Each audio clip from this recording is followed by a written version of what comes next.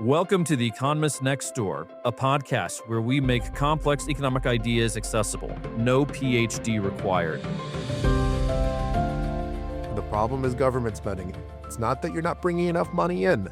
It's that too much of it is being wasted, and not just wasted on things people could buy it, wasted potential, wasted investment. You think about, the capital that gets pulled out of the market.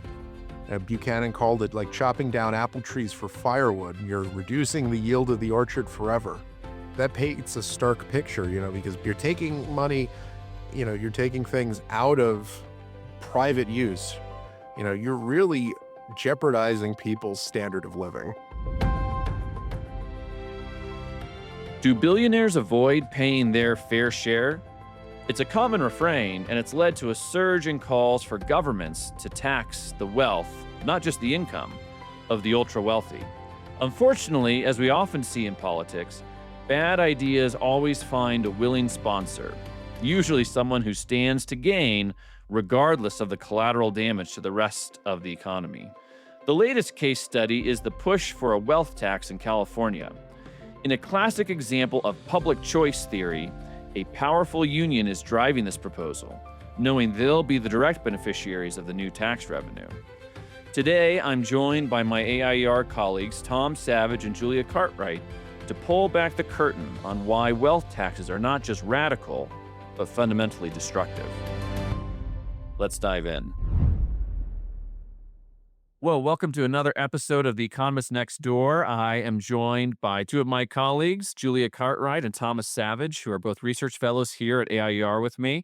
And we're talking about sort of a hot button topic today, the idea of wealth taxes. Now, for most people going about their lives, they may or may not have heard of this, or they may have a lot of views about it, maybe pro or con, just, on the surface. But there's actually a lot to unpack in terms of what states are trying to do, what's happening around the world, how wealth taxes are similar or different from other kinds of taxes. So we thought it'd be worth having a conversation to just sort of talk about what's going on. Should we be concerned about it? How concerned should we be? What's it going to look like? And just to set the stage here in terms of what's going on right now here in 2026, part of the impetus behind this is that Julia and I wrote an article about a month ago about this ballot initiative in California that they're trying to get on the ballot called the 2026 Billionaires Wealth Tax. And it's going to be a 5% tax of people's net worth over the course of 5 years. So that ballot initiative is still in process. It's had huge implications for California. Quite a few billionaires have left to avoid it. But New York and Washington state are both also thinking about or considering certain kinds of wealth taxes. So in Washington, they have this proposal, the intangible wealth tax, which is a nicely termed phrase that we'll get into, that it is sort of intangible, and that's kind of important in terms of why it might not be a great tax. In New York, you have the finance side. It's the billionaire mark-to-market tax, right? So you've got that finance term mark-to-market, similar idea of taxing billionaires on their wealth. You have at the national level, Ron Wyden has proposed a billionaire's income tax. Of course, Elizabeth Warren and Bernie Sanders talk about this in various ways at various times. And you have it on the international stage. I remember it was almost a year and a half ago now, you had this well-known development economist, Esther Duflo, who suggested that you should have significant wealth taxes around the world, across countries and by individual, and have a big redistributive element to the wealth that has accumulated to certain people. So this is all over the place, international, national, state level. There's a lot of pieces involved in it. But to start us off, Julia, maybe you could talk a little bit about how is a wealth tax pretty different from other kinds of taxes that we have, whether it's income tax or sales tax. How would you describe it? How is it different? And what are some of its important characteristics? Thank you for having me, Paul. One of the main reasons where a wealth tax is different from a typical tax that we think of, whether it be a tax on consumption, so anything that we buy, or our income, is that this is a tax fundamentally on a stock, not a flow. And that distinction might seem relatively arbitrary, but it's very important with regards to estimating how much the amount of money that is actually being taxed. When we make a purchase, this is a flow of goods. When we get income, we this is a flow of it's a very clear monetary transaction where the market has said this is the price of this good, this is the price of your labor and our wage. But and so this is assessed through this monetary transaction, and the market comes together and said, this is the price of that. And one amazing thing about markets, the amazing thing about markets is that they are price discovery mechanisms. They allow us to say, how much is this cup of coffee worth relative to maybe a gallon of gasoline, for example. So it's very easy if you're saying we're taking a percentage of this price. That's very common. We have different taxes, for example, on each unit of consumption, like a gas tax, for example, taxes per gallon. But most of the taxes that are imposed on us in the United States typically are a percentage of either what we are purchasing or a percentage of our wage. Now, what a wealth tax proposes is a tax on a stock of goods. Now, I want you to think about all of the things just in the room that you happen to be sitting in, or maybe you're in a car, or maybe you're on a run, and just look around and think about how you would evaluate the things that you can just have see in your eyesight, right? How do I put a value on this blazer that I'm wearing right now? How do I put a value on this tiny tube of chapstick sitting next to me? And this is where markets come in.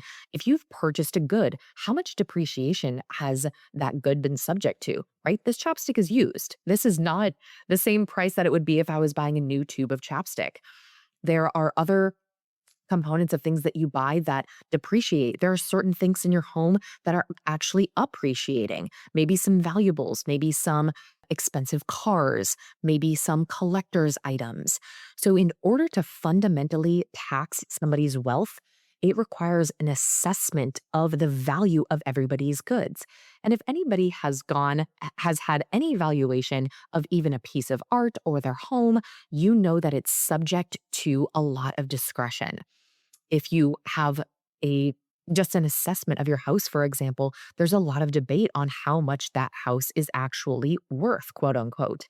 So, without a specific sale and the market chiming in and saying, this is the actual price of this good, any type of wealth tax would require an assessment literally of everything you own.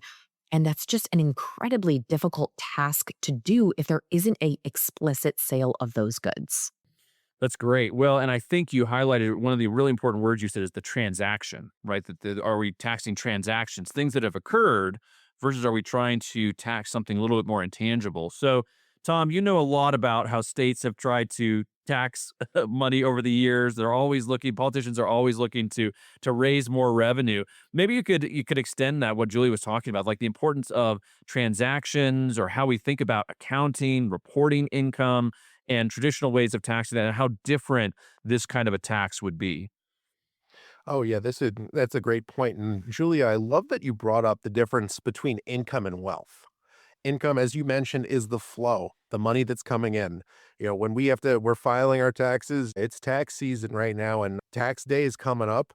We're paying taxes on the money that we've earned this year. We're not going to get taxed on the money that's in our checking account. And so that goes at the federal, the state, and, even for some states, there are local income taxes as well. And also we're being taxed on the money we earned this year, not on the money we earned last year or Yep. 5 years ago or 10 years. Like, Yep. we're not being taxed on the accumulation of money, at least not right now. We're just taxed on, okay, when you earn it, this transaction idea, when you earn it, you pay a tax, but then it's yours and you can do what you want with it. And I also wanted to touch on another point that Julia made. When you're talking about wealth, you're also talking about things like your house, things like pieces of art, maybe jewelry. And it kind of gets at the heart of a mistake that people who advocate for wealth taxes make. It's called the miser fallacy or the Scrooge fallacy, or for any fans of the Lord of the Rings out there, they call it the Smaug fallacy. When you say somebody's worth, $1 trillion, they imagine someone just has $1 trillion in money sitting in a bank account somewhere, but that's not actually the case. When you're saying they're worth $1 trillion, that is in the goods and services they are able to provide. That might be logistical equipment, that might be infrastructure, that might be inventory. And, if the government were to try and confiscate that, the first thing that would happen is that the value would drop immediately. And, we even see this in real time now with policies such as civil asset forfeiture on a micro scale. Like somebody with civil asset forfeiture, let's say the law enforcement seizes a vehicle because it might be related to a crime. First thing that happens to that vehicle is it decreases in value, it depreciates because it's being taken away from its highest valued use. Um, so states that are looking to tax wealth, we see this in California. We also see this very recently in New York City. We're also even seeing it in Massachusetts as well. They're hoping that this will close some revenue gaps, close budget deficits. But the reality is, when you're making a government budget, it really shouldn't be treated any differently than budgeting for a household. It's not just about the money that's coming in or the assets, the wealth that are the money and the assets that are, stockpiled that belong to the household. You also have to think about the money that's coming out too. And, when times are tough, you gotta, as they say, tighten the belt. It's up to states to really, focus on what spending they should prioritize and what spending can go by the wayside or what's wasteful or what might be distortive. Because if they're just looking to tax and take more money in, as both of you mentioned, people are just going to get up and leave. And I loved that discussion in your essay about the Tiebout effect there, where folks are moving out. We see this in Europe where, people are fleeing so that they don't have to pay the tax. We also see this in California. And I mean, you see this not just even with this wealth tax being proposed, you've seen it over the past decade. New York State has consistently had negative, has consistently lost people in net migration. So net migration is a term for people who are moving between states, not necessarily people who are moving into New York State, say from even outside of the country. They're looking at migrations from state to state, and people are fleeing where the cost of their people are fleeing high cost of living states, and they're going to lower cost of living states. And quite a bit of that is as higher taxes driving people out, wasteful spending, which incentivizes politicians to jack up the tax rates. So really, we're seeing a lot of people fleeing interventionist states for states that are either slightly less interventionist. So you think about people moving from California to Oregon and Washington, or just picking up and leaving altogether for relatively freer states like Texas, Florida, and Tennessee. Sorry, Paul, I'm just jumping in here. Tom makes a great point about this. And we've seen about half a dozen high profile billionaires. And there was a group chat that was leaked where these billionaires were saying, save California. And they're saying, we no longer want to call California our home. And just on the discussion of how somebody's wealth is valued with especially many folks who own stock, how can you tax somebody's wealth on something that hasn't been realized? So we probably see in the news every week or maybe every month about who is the richest person in the world. Is it Zuckerberg? Is it Elon Musk? Is it Jeff Bezos? And this typically it doesn't mean that they sold anything or bought anything. It typically means that their share of stock in the companies that they own went up. The value of those stocks went up, but they didn't actually sell anything of the company. So if we think about how valuations of companies are done, oftentimes this is extremely subjective. I'm sure we've all heard of tech companies that are worth $17 million dollars and they have absolutely no products. Right, it's literally just somebody's idea in somebody's computer. So what's amazing about the United States, and one of the reasons so much innovation comes in out of the United States, is because of our capital markets, and they're extremely robust. We're allowed to take these subjective valuations, but even just the logistics, as I was talking before about valuing something as simple as a blazer is easy compared to valuing somebody's share in a tech startup that they are part of the private equity investment or something of that nature. Just gets extremely complicated to do that. And as both of you have mentioned, if this is continuously a tax on accumulated wealth, how is anybody supposed to actually accumulate wealth? Many of the buildings, many of the businesses that are owned, almost every single one in the United States is not owned by a single person, but by an accumulation of those folks' wealth. And it's incumbent upon us, if we would like to build things, physical things, and build big companies that cost money, to actually incentivize people to accumulate wealth. And that means not tax the wealth accumulation. There France very famously had a wealth tax for decades, and it's estimated that several thousand, if not tens of thousands of millionaires actually renounced their French citizenship and said, "We are no longer going to be French citizens because we don't want to be taxed on all of this wealth." And subsequently, they have stopped that rule. But these things have serious consequences. And it's important for us to be mindful of this, not just in this moment of accumulating, as Thomas talked about, revenue for the state, but also what does this look like if we are telling the average American person or the average American entrepreneur that we are actually wanting to tax all of that capital that you have saved and accumulated through your hard work? That's a great point. Well, and I want to, kind of crystallize that and then kind of bring another question to bear. Tom, what you said about people not having wealth sitting around like a treasure hoard under the dragon is an important point. So people think Elon Musk is really wealthy, and of course he is, tremendously wealthy. But it's not like he just has a bank account with all that money in it. Truly, as you mentioned, it's almost all in ownership, shares of Tesla primarily, but then ownership in SpaceX and other ventures. And there's a couple elements here that I just want to put a finer point on that you bring up. One is that the value of these things can fluctuate dramatically. So in the course of a year, Musk's net worth could go from $180 billion dollars to $120 billion, dollars, right? Where it could decline, so you can lose $60 billion dollars on paper in a year, right? It was just sort of unfathomable. And so what happens if he's taxed at it when it's 180 and then it calls to 120? Well, that doesn't seem particularly fair, right? And there's other kinds of ventures where, again, his businesses are generally more stable. Those stock prices move up and down. But lots of ventures that entrepreneurs undertake are highly speculative, where they're valued highly or they're doing well, and then they crash and they never recover. And you could just be saddled if you get taxed at the high watermark of your stock portfolio or your stock ownership, and you're just stuck with this high tax bill, even though your wealth never eventually recovers. So that's one thing to keep in mind, that a lot of wealth is in risk assets, stocks and in venture capital, other kinds of things that vary dramatically, that could go down, could go up. So there's a big justice concern here of taxing people at the right level over time. But the other thing, and again, this goes back to Tom's point, is a lot of people don't appreciate the trickiness of liquidity, right? So Elon Musk, if you went to him and said, "All right, Elon, you've got to come up with $10 billion tomorrow," that's tricky because he has to sell some of what he owns. And when you're selling a lot of something, billions of dollars worth of stock, that moves the stock price. And so Elon has to make disclosures. So there's regulations. He has to make disclosures when he's buying or selling big positions.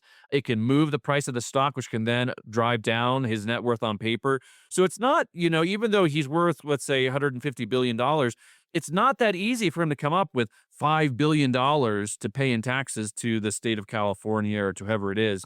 That creates other kinds of consequences, both of his own net worth and the company.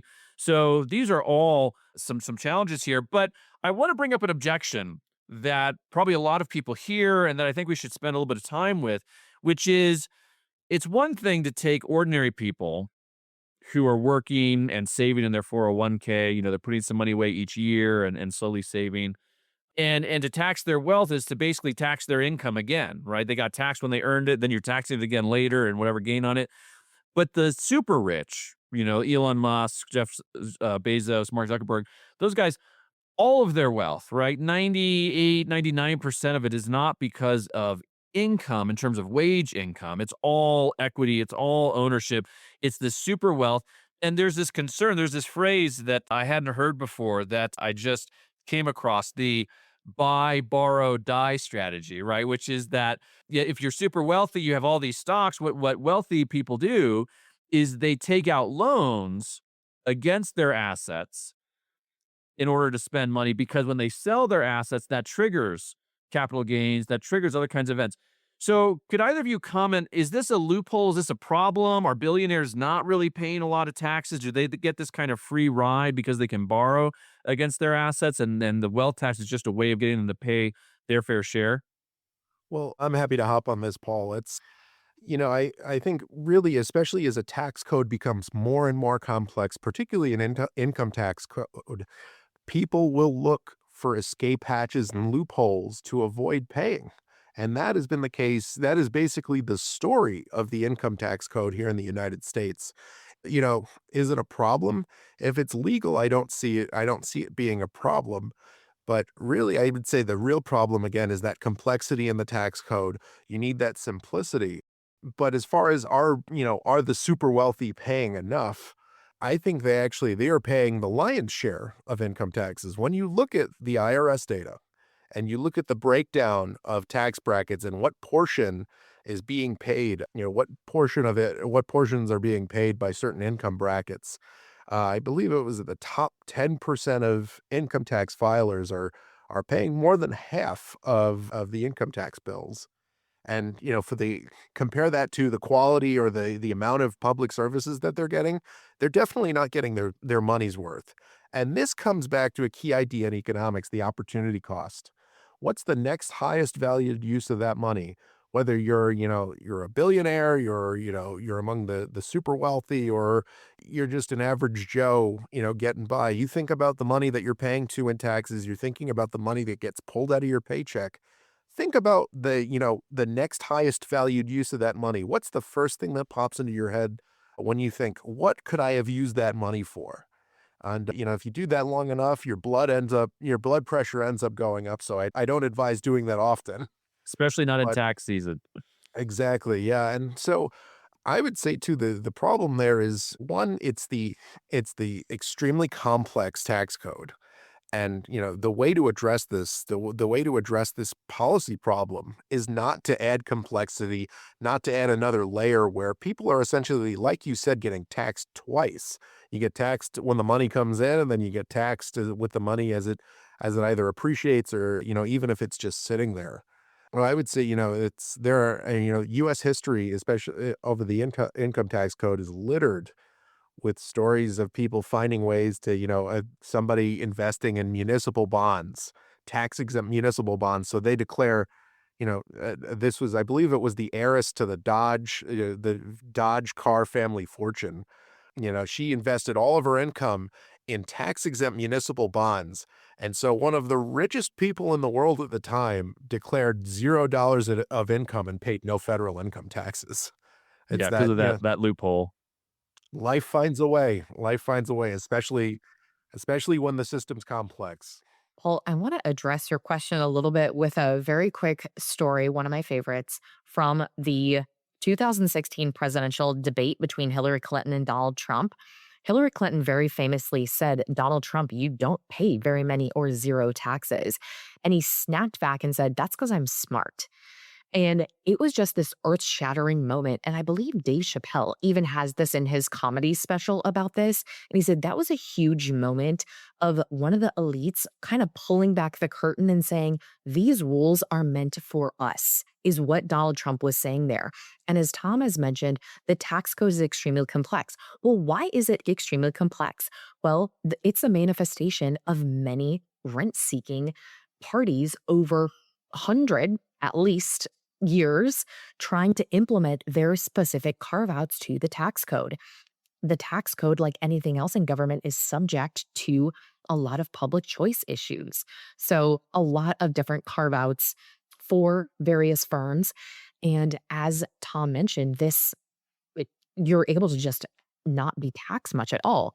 Another side of that, though, and I think this gets maybe to more of the point of what you were asking, Paul, is that a lot of these wealthy folks take on a lot of risk and you're not fundamentally taxed on losses. So, what is one of the reasons that Donald Trump wasn't paying a lot of taxes is because he owns a lot of real estate and he can bake in a lot of the depreciation in that real estate. And depending on how he does that type of accounting, you can take all the depreciation of your real estate asset in 1 year, for example, and do a lot of tax deferment. There are quite a few different tax loopholes with, as Tom was mentioning, any type of ownership of something.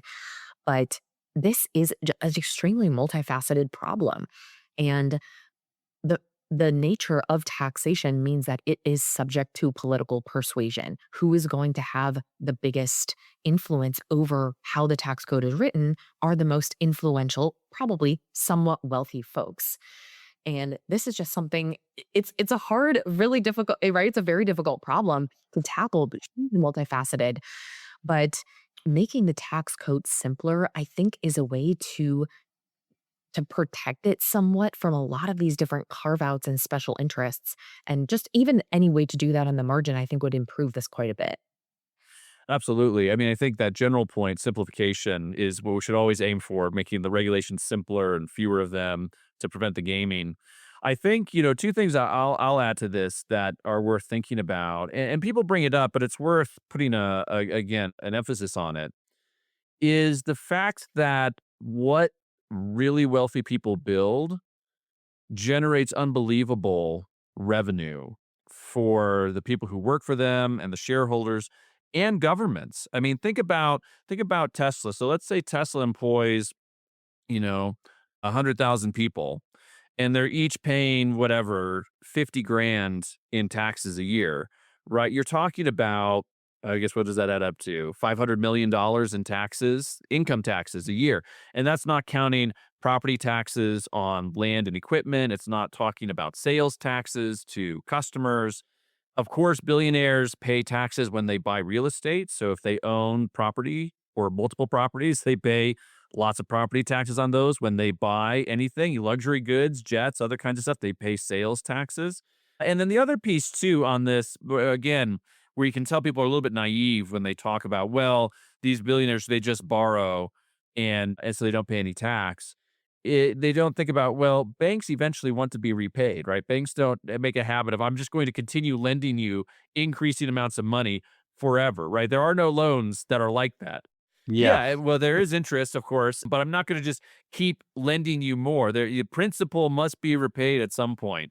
And so the reason billionaires do this is because of the flexibility it gives them. So you all have talked about the complication in the tax code. It's very complicated. When do you realize losses? When do you realize gains? When do you sell properties? It's you hire when you're really wealthy, you hire people to help you do this full time. And so the borrowing, the reason billionaires do it is so that they can kind of optimize their transactions over time to minimize their tax bill. But Tom, as you pointed out, it's not as if the rich are not paying taxes. The rich are paying a lot of taxes. Even people, I come from a family of CPAs, even people who know the tax code. Yes, you set up your real estate a certain way, you structure stuff a certain way, you try to reduce your tax liability. You don't avoid taxes, right? And like death and taxes, you can't get around them one way or another. You can optimize them or you can run right into them, but you're going to be paying them. And the billionaires are paying taxes, just in a different kind of schedule, a different kind of way than we are. And of course, we shouldn't discount the millions of people employed at Facebook and Amazon and Google and SpaceX and Tesla and all these companies have been created. Tremendous amount of tax wealth created there. Absolutely. It gets back to that opportunity cost. One thing, I loved about your guys' essay too is talking about how getting back to the fundamental concept of ownership. Is if you're looking at taxing wealth, you're essentially looking at taxing ownership. And part of what made people in America so successful, what made the American story a success is that you have that sense of ownership. You have property, you're able to get it to appreciate, you're able to improve it. And, you're not subject to, I believe the phrasing you guys used was the whim of some administrator. I loved that line. And really, this is what a wealth tax would really open the door to. A lot of uncertainty, people feeling like they have an axe over their head. And you might not be willing to take risks that you might have otherwise taken had a wealth tax not been in place. Exactly. Julia, maybe you can extend on that, right? So, Tom, I think you're absolutely right. But a lot of people would say, well, I'm not a billionaire, right? I don't even have many millions of dollars. Like, this is just about taxing the super rich. But we don't really think it's going to stay there, Julia. Maybe you can comment on like why that seems unlikely that we're just going to tax the super rich here. If you look at the history of the tax code in the United States, the vast majority of the taxes were, as both of you have mentioned, specifically noted to be for either a specific group, a specific amount of time, a particular tax bracket, for example, but have not stayed that way. The income tax is a great example of that. Now it's subject to everybody who has positive income is in some way, shape, or form subject to this type of tax. And as Tom noted, the wealthy do pay a large proportion of the taxes in the US, but if you break it down by billionaires themselves, they're a small portion of the overall wealthy. So we were just thinking about if we are continuing on the trajectory of these taxes being expanded to almost anybody, billionaires just don't, right? There's not that many billionaires. And even if you tax, for example, all of their wealth, it would only fund the federal government's budget for I think a few months. Folks have done the math on that. But where this is going is, as Tom mentioned, a fundamental rewriting of the property rights protection that we have in the United States. And this is no longer, if this is passed, it is very unlikely to stay in an area where they tax billionaires and is much more likely to go to high income individuals in the hundreds of millions of dollars and even in the tens of millions of dollars, which encompasses a lot of people. The vast majority of people above 60 would fall in that camp. What would that do to their retirement savings? What would that do to perhaps any money that they had planned to give to their their children or their grandchildren? What happens to that money that they plan to do have an investment or that they plan to give to philanthropy? And even folks in their 50s and 40s, many of them have accumulated a million or so dollars. A millionaire is not what it was 20 years ago. So if the government is serious about taxing the majority of American wealth, that is not held in the billionaires, right? That is fundamentally held in the middle class. And we fear that's where this is going. That's right. Well, and you're right to highlight the whole idea. People are probably have experienced this in their own lives and their jobs. The idea of mission creep, right? Where Yep. you start something, oh, it's just going to be this little thing, and then like, well, we'll do this other little thing, and then this other one, and so you have income taxes. It's and this was very explicit back in 1913 and the 1920s when they had the income tax. It's like, no, no, no, it's only like the top 10%, 5% of people are even going to pay income tax. So most people didn't even file income taxes back in the early 20s. And now, of course, everyone does. Or take Social Security and Medicare, the FICA taxes, right? These things are, oh, it's just 2.3 or 2.9%, or, and then, well, we need a little bit more. It'll be 3.5, a little bit. And now it's, double digits. People have double digits, or ordinary people, not wealthy people, minimum wage workers have double digit percentages coming out of their paychecks because of this little tax for retirees. There's not that many of them. This little tax to provide Medicare for, and it just grows. And so, Julie, the point that we're making is if once this avenue is open for politicians to tax wealth, there's no reason for them to stop where they start. In fact, it would be weird if they stopped where they started, right? That's just the start. They're going to continue on, and it's going to affect lots more people than you expect, and it's going to have lots of more consequences than people expect. And we're seeing that even with going back to Tom, to your point earlier, even with the mere possibility of a ballot initiative that hasn't even made it to the ballot yet. I mean, it probably will, but it hasn't yet. And then it has to be voted on and even passed in November. But people have already made decisions and have left the state. Lots of people with a lot of money.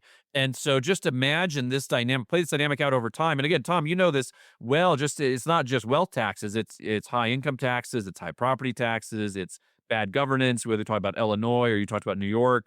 This idea of people moving with their feet is a very real phenomenon. So, Tom, maybe you could talk about whether it's the wealth tax or just other examples of just how this grasping for more money, right? This constant squeezing by state and local governments has really had detrimental effects over time in their fiscal solvency. Oh, absolutely. It's been a key point. The past news about these wealth taxes in California is another chapter in a very long history of people just trying to get out of there as fast as they can. You see this too in high tax states like Illinois, where companies that were started in the state, like Boeing and Caterpillar construction equipment, have left because they said we can't take it anymore. And really, I think it's interesting too it's really interesting for the folks who support it. You at least can meet them on, say, revenue volatility. Revenue volatility is really interesting. I think it relates something back to, I believe, what they call the second law of demand in economics. And in layman's terms, that's where the longer time passes after a price change, the more people will change their behavior. So you think about that in terms of an income tax. And you see this in in the revenue volatility data. An income tax gets put in the first year of it being enacted, the state gets this windfall of revenue, but after a year, business owners start saying to themselves, well, maybe we can afford to move some or all of our business just across the state line. Maybe we downsize. And then right after that windfall, it looks like a roller coaster, this huge drop in revenue. And when, governments are funding programs that require 4, 5, 6 years of consistent funding, that revenue volatility makes it really difficult to plan for the program in the future. And so when you're relying on really volatile taxes, when you're intervening as much as possible, you're really you're chasing people out. You're creating this uncertainty. You're creating greater fiscal stress as well. And because they're losing that tax revenue, they're going to try to make up for it in other places, whether it's crowding out spending in other areas, taking those funds away and diverting them. It could also mean increasing dependence on transfers from the federal government, which is always a danger because then you're essentially giving a good portion of your budget and putting it into the hands of the folks in Washington who, who definitely don't have the requisite knowledge or might have different incentives for how that spending gets prioritized. You're giving them a great deal of control over a state budget. And really, it's contributing to a lot of fiscal stress. On top of that, too, states also have billions of dollars in bonded obligations and hard debt, as well as promised benefits to retired public employees, which when those promises were made, they weren't properly funded. Um, and so they're eating away at budgets, and the tax base is just ultimately shrinking, especially, you see it in Illinois, you see it a little bit more in California and New York, you see it in New Jersey. And, it's really showing a lot of stress. You're starting to see the cracks in the facade as even and states had a little bit of relief with the federal transfers at the expense of the American people at large, but their behaviors didn't change, and now, especially say the state of Illinois, their credit rating got bumped up a little bit because they received all of this federal assistance, but their behavior didn't change. The behavior of those folks in Springfield really didn't change, and now they're back, edging closer to the fiscal cliff. Sort of almost back where they were in 2019. Yeah. It's an excellent point, and this is something that we should all keep in mind, listeners should keep in mind, that whatever projections you see about how much money these things are going to raise, they're almost always gonna be wildly over optimistic, right? Right. Maybe in the first year they'll be close, but they are not going to maintain themselves over time. It reminds me of an idea, and Julie, I want you to comment on this. Reminds me of the very simple idea of whatever you want less of, tax it. And so do we want less wealth? And to both of your points, we've seen this experiment played out in France. And with the French experiment with this wealth tax, as I mentioned, a few thousand or even tens of thousands is an estimate of millionaires leaving. This wealth tax only accumulated, it was around 1% or even just a little less than 1% of the tax revenue that the state was able to accumulate. Now, if you calculate all of the tax revenue that otherwise would have been gathered from those millionaires leaving France, they would have netted much more if they would have not engaged in instigating the wealth tax in the first place, because it led to such an exodus there. A point that I wanted to make just about the property rights protection and kind of on your point, Paul, too, just like fundamentally, what are we trying to do here in the United States? If anyone has studied any development economics, just how do nations become wealthy? The foundation of that is institutions that protect private property rights. That's kind of just the one sentence summary of development economics. Hey, do you want to be wealthy? Well, do you have sound institutions and the rule of law that protect people owning their stuff? That is what the biggest threat of this tax is, because it pokes at literally the foundation of why the United States is the largest economy on the planet. and it's extremely prosperous. Of course, there are other economies around the world, but what have they done to be able to engage in that type of economic development is have institutions that protect private property rights. So it's incumbent upon us to be really waving the red flag on this and to note that this has very far-reaching implications beyond just getting more money for the federal government in the short or even the long run. And it could very much compromise why people are innovating and why people are investing in countries like the United States. Absolutely. I think part of where we'll see this play out too, and Tom, this goes back to what you were talking about, is what happens to the states that do this. I mean, California is already hemorrhaging business and people for a lot of reasons, and this has kind of accelerated that. And it's going to be a real problem for California. I mean, they already have fiscal problems, of a variety of kinds, but it's going to get worse. And it's going to be interesting as especially people with high levels of ability, high levels of wealth and resources. It's much easier for them to move than the person working at McDonald's or the person working as a cashier at Walmart. The people who are stuck are the ones who don't make as much money. The wealthier folks have a lot of options. This is true within the United States, but it's also true around the world. And Julie, to your point, part of what's so concerning about wealth taxes, especially if one were to actually be implemented, is that it would erode one of the core foundations of American society and economy. And you know what?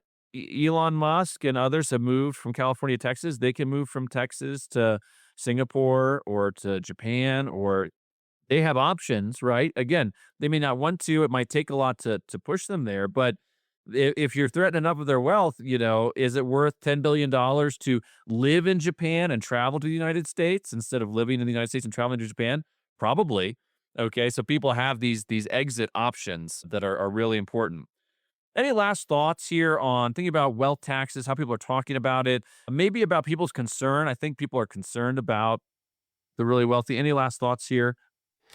Yeah, I think ultimately when you're looking at wealth taxes, especially in many states, including New York City as well, they're facing what, a $12 billion budget deficit under Mayor Mamdani, who Just in a he city. inherited that from the previous administration, but really he's hoping to cover that spread, cover that gap by bringing more money in. That's what wealth taxes really seem to be. It's people are desperate to bring in more money, specifically policymakers. But ultimately, the problem is spending. The problem is government spending. It's not that you're not bringing enough money in. It's that too much of it is being wasted, and not just wasted on things people could buy it, wasted potential, wasted investment. You think about, the capital that gets pulled out of the market. Buchanan called it like chopping down apple trees for firewood. You're reducing the yield of the orchard forever. That paints a stark picture, because when you're Uh-huh. taking money, you're taking things out of private use, you're really jeopardizing people's standard of living. I think it's a great point to end on, that there's this sort of desperate grasping at straws with wealth taxes. Well, Tom, Julia, thank you for joining me today for another episode of The Economist Next Door.